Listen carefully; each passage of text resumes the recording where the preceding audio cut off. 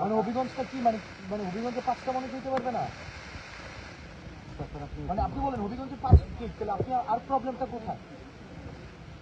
না স্যার, আজকে না স্যার, আপনি কি এখানে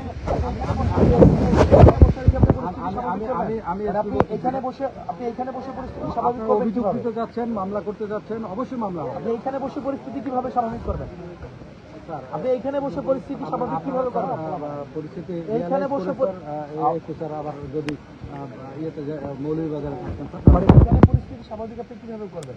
আপনি এই একটা ডেড পয়েন্টে আপনি নিয়ে আসছেন, ডেড পয়েন্টে নিয়ে আসা আপনি দুই পাশ থেকে ঘিরে ফেলাইছেন। আমি যদি মানে আপনি পুরো প্ল্যানের অংশ, আপনি দুই পাশ থেকে ঘিরে ফেলাচ্ছেন। আমরা আপনাকে আপনি এখনো বলতে পুরো প্ল্যানের অংশ।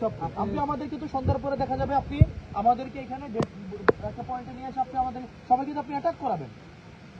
আপনি তো অ্যাটাক করানোর একটা পরিকল্পনা নিতেছেন। অ্যাটাক করানোর যদি পরিকল্পনা না থাকে, 5টা মানুষ একটা হবিগঞ্জ জেলায় যাবে, 5টা মানুষ আপনি সেটা দিতেছেন না, মানে এটা মানে বাধাটা কোথায়? 5টা মানুষ হলে প্রবলেমটা কোথায়? স্যার ওই যে একই কথা একই কথা কি? যে আমাদের নিরাপত্তা জনিত মানে 5 জন গেল হবিগঞ্জ, আমাদের বললাম আমরা কোনো সমাবেশ হবে না এখানে, কোনো জড়ো হবে না। আপনার অফিসে আমরা যাব, আমরা আপনার অফিসে বসবো, আপনার অফিসে মাননীয় চিফ হুইপ।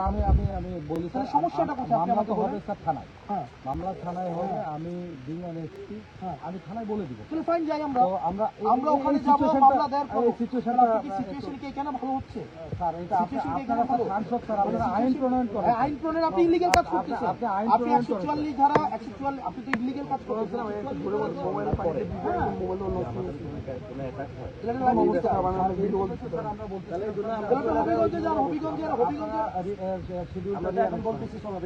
আমি তো বললাম সমাবেশ করবো না, আমরা মামলা করবো।